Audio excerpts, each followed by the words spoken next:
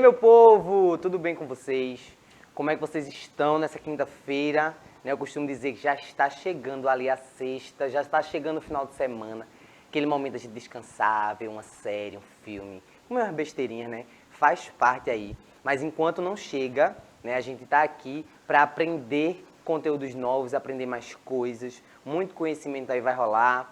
Hoje a gente está dando continuidade, né, aí ao conteúdo de esportes, né? A gente hoje vai entrar em um outro nível de conhecimento em relação aos esportes e eu espero que vocês estejam aí bem atentos e atentas, né? Vai vir uns lances de futebol aí, talvez interessem vocês, então fiquem aí ligadinhos e ligadinhas que hoje tem muito conhecimento e eu não estou aqui sozinho, estou com a nossa querida Gisela, que está fazendo aqui a tradução simultânea, né? Enquanto eu falo com vocês, ela vai falando aí também através da língua brasileira de sinais e tornando a nossa aula mais acessível para todos e todas. Estou acompanhado também de uma querida, nossa professora maravilhosa, belíssima, ali já pronta para falar com vocês no chat, na pose, nossa querida professora Carolina. E aí, Carol? Olá, professora Helena. Olha só, gente, um monte de elogio aí, né?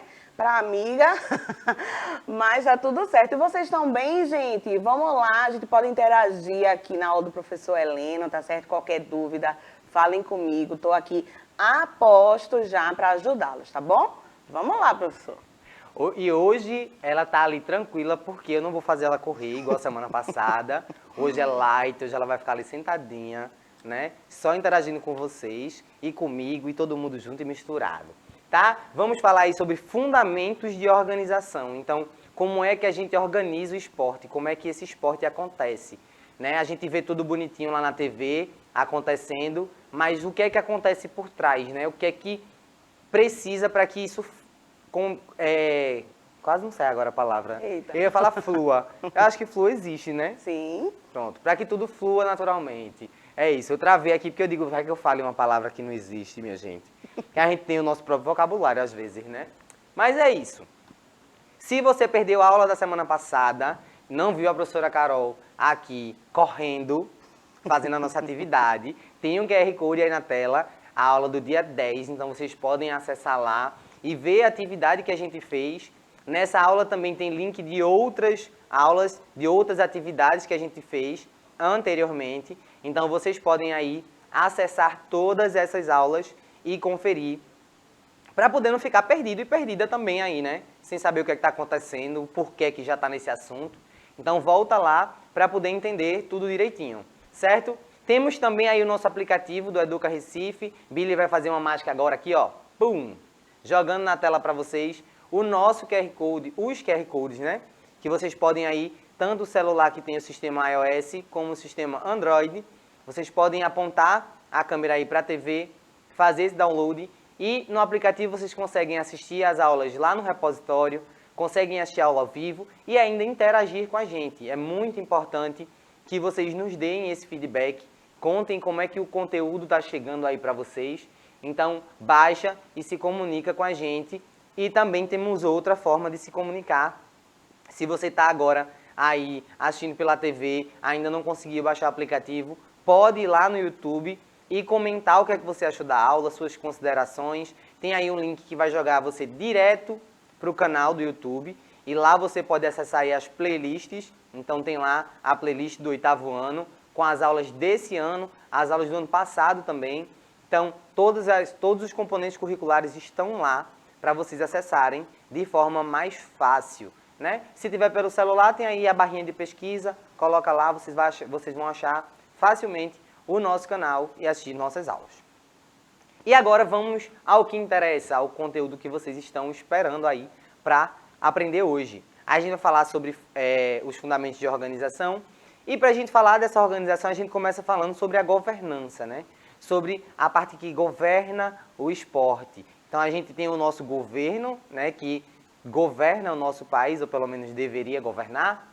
E temos também a parte do governo dentro do esporte. Então, como é que a gente pode definir, né? Essa governança ela pode ser definida como um conjunto de regras, normas e estruturas de poder que definem aí como é que essa organização vai operar, né? Para quê? Essa organização, ela opera para que seja alcançado os propósitos, né, de uma forma eficiente.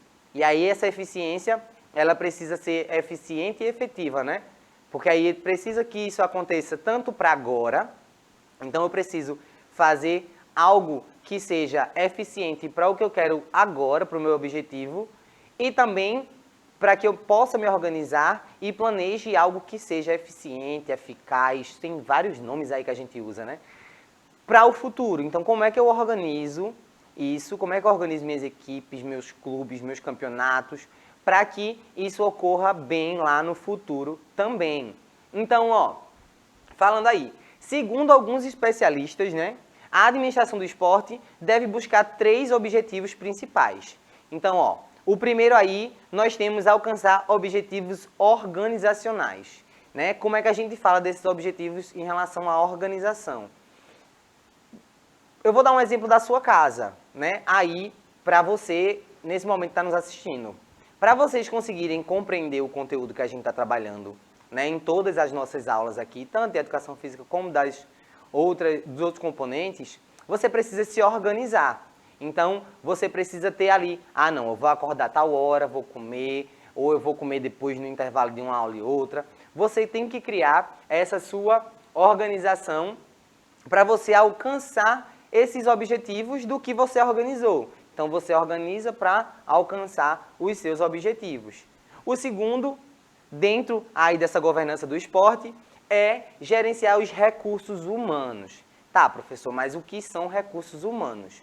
Quando a gente fala de uma empresa, quando a gente fala de qualquer órgão, né, que funcione ali com pessoas, a gente trabalha com máquinas. Por exemplo, aqui na nossa escola, nesse exato momento, temos eu, a professora Carol, temos Gisela aqui dentro do estúdio, mas nós também temos recursos digitais. Nós temos as TVs, nós temos as câmeras, tem uma ring light ali, onde fica posicionada para a Gisela estar fazendo essa tradução para vocês. Então, dentro de uma empresa, nós temos recursos humanos, que somos nós, pessoas, trabalhando, e temos outros tipos de recursos.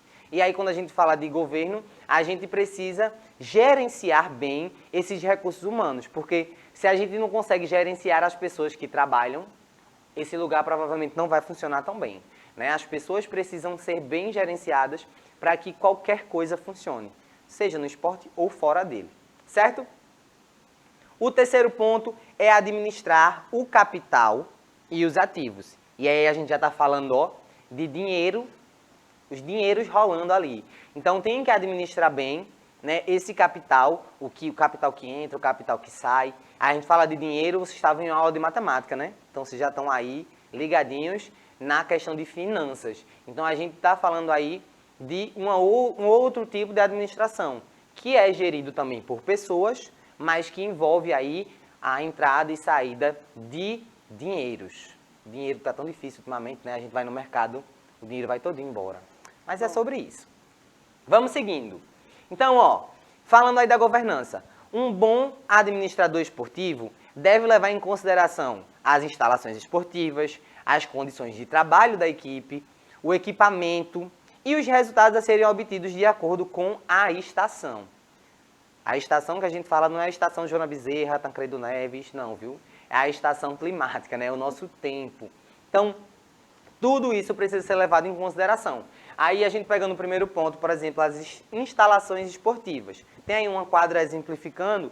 Então eu preciso saber como é que são as instalações daquele local onde eu vou colocar a minha equipe ou o meu clube, quer que seja, para treinar. Então, a quadra é adequada, né? A estrutura, o chão tá legal, as barras estão legais, como é que tá organizando? Isso não envolve só também a instalação ali de treinamento, não, né? No caso, só a quadra propriamente dita, ou o campo, enfim, qualquer que seja a área, dependendo do esporte. Quando a gente fala de instalações, a gente fala de uma forma geral. Porque imagine, se eu consigo ter um lugar, de repente eu tenho uma quadra muito boa, mas eu não tenho um banheiro adequado, né? Não tem água no banheiro. Como é que essas pessoas vão conseguir conviver bem e fazer suas ações funcionarem se elas não podem, de repente, ir no banheiro? Porque o banheiro está inacessível. né? Então é uma instalação também importante ali que precisa estar funcionando para que as pessoas consigam acessar aquele local. Então vejam que não vai só ali na questão da quadra, mas num todo, no geral. Diga aí, professora. Pois é, isso que o professor Heleno está falando é muito importante, né? Porque se dentro do esporte tem essa questão da governança, né? Temos hierarquias, né, a seguir, e também temos essa questão das instalações. No ambiente de trabalho, como qualquer outro, né? Porque os desportistas, eles são também trabalhadores, né? Eles estão ali exercendo o esporte deles, mas estão trabalhando nisso, tá? Então, eles precisam treinar bastante, né, para ficar em forma, para poder chegar a jogar um campeonato bem e ter condições, né, de levar a taça.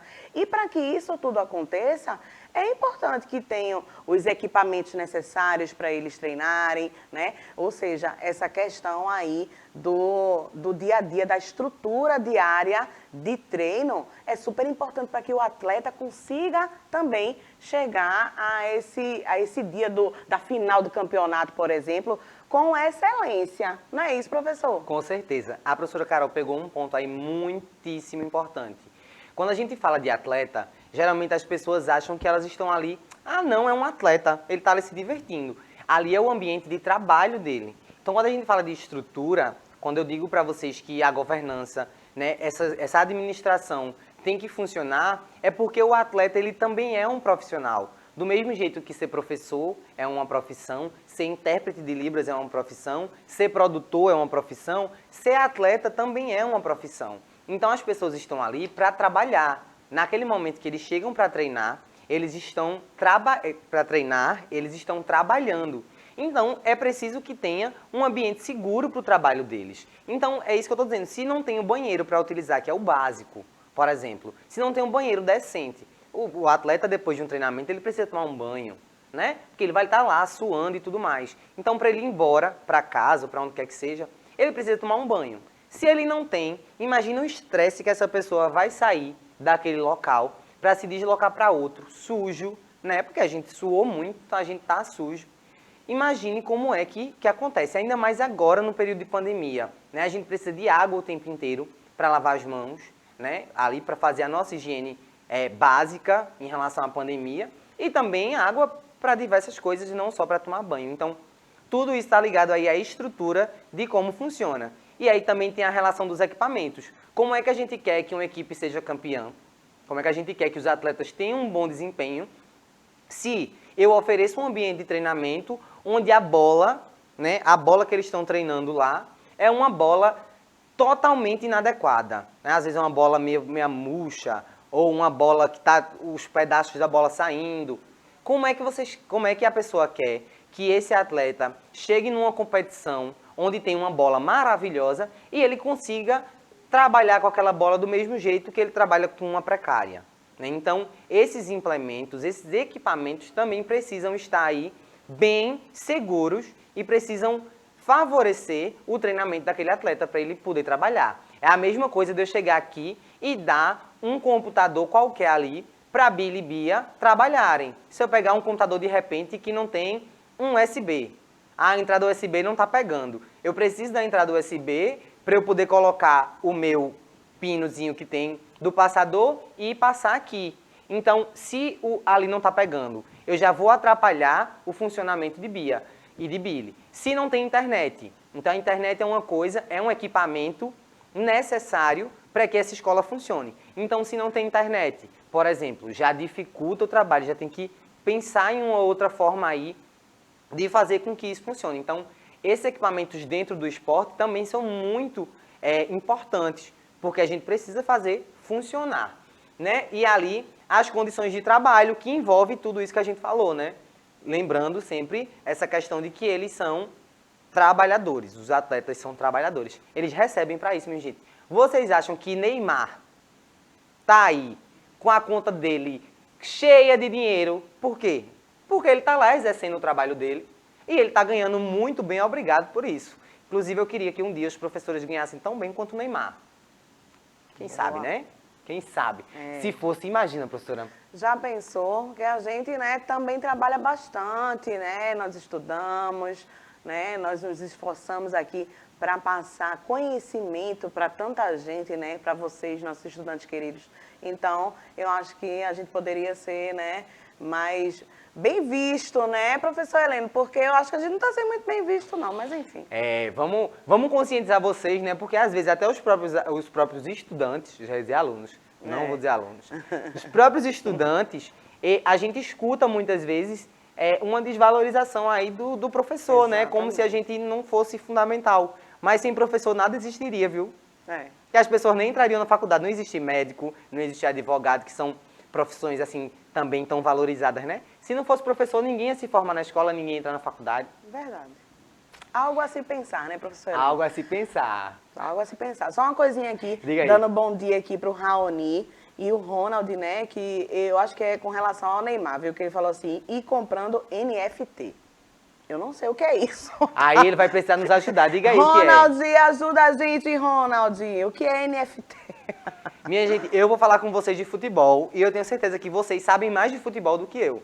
Eu sempre sou muito claro com todo mundo. Eu digo que na educação física a gente entende, a gente conhece várias áreas, mas a gente não é especialista em todas as áreas. Então, por exemplo, futebol não é a minha área. Eu estudo para dar aula para vocês. Mas de repente tem coisas, detalhes pequenos que vocês têm mais informações do que eu. Então, podem mandar aí pra gente que a gente tá aqui pronto para interagir com vocês. Pulando aí, mas agora, a gente falou sobre a governança, mas como é que ela evolui, né? Como é que começou essa questão aí dessa governança? Então, ó, lá na primeira edição dos Jogos Olímpicos, foi onde começou a se organizar, né? Eles precisavam se organizar ali para poder dizer, ó, como é que a gente vai fazer esse jogo funcionar, né? Como é que a gente junta essas pessoas para poder fazer com que isso funcione. Então, a gente tem aí, ó, entre esse período da primeira edição dos Jogos, teve um momento aí de Revolução Industrial, e aí vocês podem aprofundar isso mais com os professores de História, mas por que é importante trazer essa parte da Revolução Industrial? Porque antes desse período, tudo era feito manualmente. Então, o trabalho era feito manualmente, o deslocamento era feito prioritariamente andando, né? A gente ia andando para os lugares. A gente não, que eu não estava lá. Mas eles iam andando para os lugares. Então, tudo era feito com o corpo. O corpo era muito mais utilizado. E aí, depois da Revolução Industrial, depois que passou aquele período onde as máquinas, né, foram sendo inseridas na nossa sociedade, o corpo ele passou a ser um pouco menos utilizado, né? Então a gente tem esse período aí da Revolução Industrial que influenciou e depois a gente vem para os Jogos Olímpicos que aconteceu, os 2 Jogos Olímpicos que aconteceram aí em Los Angeles e em Seul, eu acho que é assim que se pronuncia, né? Que foram aí já fases melhores organizadas. Então, nesse período, ele já tinha uma organização maior em relação a como esses jogos iam acontecer. E aí, ó, por que a gente fala dessa questão também aí da Revolução Industrial e a importância dela? Porque o esporte começou a ser mais valorizado. Graças a Deus, começou a existir ali um investimento maior para que aquilo acontecesse. Então, eles começaram a dizer assim, ó, isso aqui dá dinheiro. Então, se esse esporte dá dinheiro, se essa movimentação que a gente faz de trazer pessoas para aqueles jogos, né, trazer outras comunidades, outras populações. Então, quando nos Jogos Olímpicos, vocês devem imaginar e perceber que existe uma concentração de países diferentes, de povos diferentes, em um só lugar. Então, quando os Jogos Olímpicos vão acontecer em algum lugar, naquele lugar existe um investimento, né? Por exemplo, aqui, quando a gente teve a Copa do Mundo, foi criado BRT, foi criado novas estações, o campo, né? A gente tem a arena lá, que foi construída. Enfim, a gente tem, querendo ou não, uma transformação social para que esse jogo aconteça, para que essa competição aconteça. Por quê? As pessoas vão começar a visitar o seu local. Então, querendo ou não, você precisa fazer com que o seu local seja bem visto. Então, ó, muito dinheiro aí é envolvido. Então, por isso que é muito importante para os locais que recebem esses jogos, porque eles começam ali a movimentar mais dinheiro, né? A economia começa a movimentar e essa rentabilidade, que aí a gente está falando de dinheiro, ela começa a ser mais forte, né? Entendam aí essa sacada da valorização, né? Então, os jogos, o esporte, por um tempo, ele foi muito desvalorizado. Então, ele teve um período lá, nas décadas anteriores, lá no seu início, que ele era considerado algo inútil. Algo assim, tipo, ah, não, qualquer um faz, ou faz de qualquer jeito. E aí, quando começaram a ver que podia ser um investimento, eles começaram a criar novos órgãos que pudessem regulamentar e pudessem concentrar também esse dinheiro. Diga lá, professora. E também com o avanço de estudos sobre o corpo humano, né, professor Heleno? Porque aí hoje nós temos muitos atletas de alto rendimento, que chama, né? Isso. Porque eles estão sempre procurando o quê? Bater recordes, por exemplo, no atletismo, né? Então, na natação, né? Que tem essa questão do tempo, quem chega primeiro e tudo mais. Então, eu acho que a evolução do estudo aí, né? Em todas as áreas que a gente pode pensar aí da humanidade, principalmente na questão de saúde humana, né? De como a gente pode melhorar o nosso corpo, né? Alimentação, tipos de exercícios diferentes. Então, acho que tudo isso influencia aí no rendimento do atleta, né? E aí, quando os atletas começam a se sobressair, o dinheiro vem, gente. E aí é que chega essa história da visibilidade, né? Um atleta que vai para uma Olimpíada, que vai para uma Copa do Mundo, ele está sendo visado. E aquilo ali traz o público. E trazendo o público, também vai trazer o quê? Rendimentos. Não é, professor? Exatamente. E aí eu vou até pegar um gancho aqui no que a professora Carol falou, para a gente falar do momento atual que estamos vivendo, né? Todo mundo está acompanhando, ou pelo menos deveria, o que está acontecendo aí no mundo, que é a guerra que foi criada, né, que está acontecendo entre a Rússia e a Ucrânia. E aí, falando, você pode achar que não tem nada a ver com esporte, mas a Rússia ela já foi barrada, né, de vários eventos esportivos grandiosos, como, por exemplo, a Copa do Mundo, né, eles não vão poder participar. O Grande Prêmio da Alemanha de Fórmula 1 não vai... Da Alemanha, ó. O Grande Prêmio da Rússia não vai acontecer também por essa questão. Teve treinador já que estava em outro país, mas que é russo, e também não vai mais poder participar daquele time. E aí você pode dizer assim, ah, professor, mas o que é que isso tem a ver? É só não participar, eles só não vão participar de uns jogos. Isso não tem muita relevância, digamos assim. Só que, por exemplo, na última Olimpíada que aconteceu, se você assistiu, ou não, agora você vai ficar sabendo. Mas a Rússia, ela já não podia estar lá como Rússia. Ela já entrou como Comitê Olímpico Russo, porque houve, anteriormente, casos em que o governo da Rússia estimulavam os atletas a se doparem, né? E eles foram pegos no teste antidopagem. Diga lá, professora. E aí, né, nessa questão aí, que é muito importante, né, da Rússia entrar como Comitê Olímpico Russo, né, gente? Então, o país, ele não vai mais estar sendo representado ali. Isso é muito forte, principalmente para um país como a Rússia, que tem sempre atletas de excelência. Eles apresentam muitos atletas, né, de excelência em várias modalidades. Então, essa questão do atleta não carregar o nome do seu país, isso é muito importante dentro do esporte. Mas, pelo menos, os atletas conseguem participar, mesmo que não seja representando o seu país, né? Isso. Não prejudica o indivíduo em si, né? Mas o país. Porque, assim, eles deixaram entrar como Comitê Olímpico Russo porque não era uma questão tão grave como a guerra, né? Porque eles podiam ter, por exemplo, nessa Paralimpíada de Inverno que teve agora, ainda se pensou em deixar os atletas entrarem como foi na Olimpíada, como um Comitê Olímpico Russo. Mas aí é uma questão muito maior, né? A guerra é muito acima do que uma dopagem. Então, eles nem entraram, nem como um comitê, nem como atleta individual, né? Eles entraram aí na Paralimpíada. E aí você pode pensar, ah, não, mas isso não tem impacto. Tem. Por quê? Todas essas equipes, elas geram um dinheiro para aquele país. E a partir do momento que esse país está indo representar lá, né, em um evento tão grande assim, patrocinados, os né, atletas professor? são patrocinados. E aí você pode perguntar, de onde é que vem esse dinheiro? Esse dinheiro vem, em grande parte, dos patrocinadores. Então, existem diversos patrocinadores aí, que fazem parte aqui mesmo no Brasil. Vocês podem ver em qualquer jogo de futebol, que tem diversas marcas que a gente conhece lá naquele estádio, para o jogo acontecer. Então, todas essas marcas investem dinheiro naquela equipe, né? Para ela estar lá funcionando. Às vezes, no padrão, naquela roupa de treino dos atletas, tem lá as marquinhas. Tem o símbolo, né, Tem- da marca. Né? Exato, tem lá as marquinhas representando aquele patrocínio, porque ali tá entrando muito dinheiro.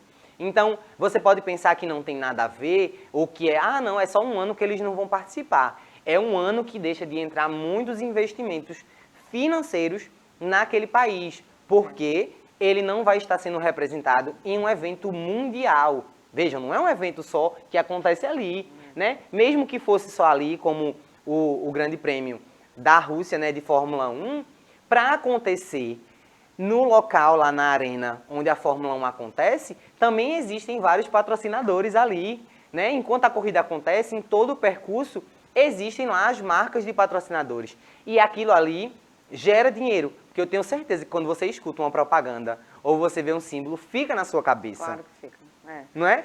E eles Ainda usam tem- isso para poder fazer com que você compre, use a marca e gere dinheiro para aquela empresa. E por mais que seja ali local o evento, ele é transmitido, gente, para o mundo inteiro. Então, estar ali a marca é muito importante, porque como o professor Helena disse, fica na cabeça das pessoas, né? Além de estar lá, ainda tem aqueles flashzinhos que vem, né? É. Das marcas, em um intervalo ou outro, ou os narradores falam. Enfim, a gente tem muita coisa para falar ainda. Na aula que vem, a gente vai começar a falar dos tipos de administração e como é que elas ocorrem. E aí eu já vou dar um feedback que eu trouxe aqui, que eu vou trazer, né? Já está aqui pronto para falar com vocês sobre 3 times que vocês conhecem bastante, né? Aí, Eita. Sport Náutico e Santa Cruz, eu tenho certeza que vocês conhecem bastante. E aí eu vou falar um pouco não dos jogadores em si, do time em si, mas de como essa organização funciona, trazendo alguns exemplos dessas organizações para vocês poderem entender com a nossa realidade. A gente já está no limite do tempo, vou passar para a professora Carol se despedir aí de vocês. Gente, até a próxima. Espero que tenham aproveitado essa aula bacana, viu? Beijo. Tchau, tchau. Foi uma chuva de informações, né? Eu e a professora Carol aqui, a professora Carol trouxe tanta coisa massa para a gente discutir e na semana que vem a gente vai continuar discutindo e trazendo aí mais polêmicas positivas para que vocês comecem a entender melhor esse funcionamento. Gisela, mais uma vez, muito obrigado. Billy, Bia, um cheiro. E vocês de casa também, até a próxima.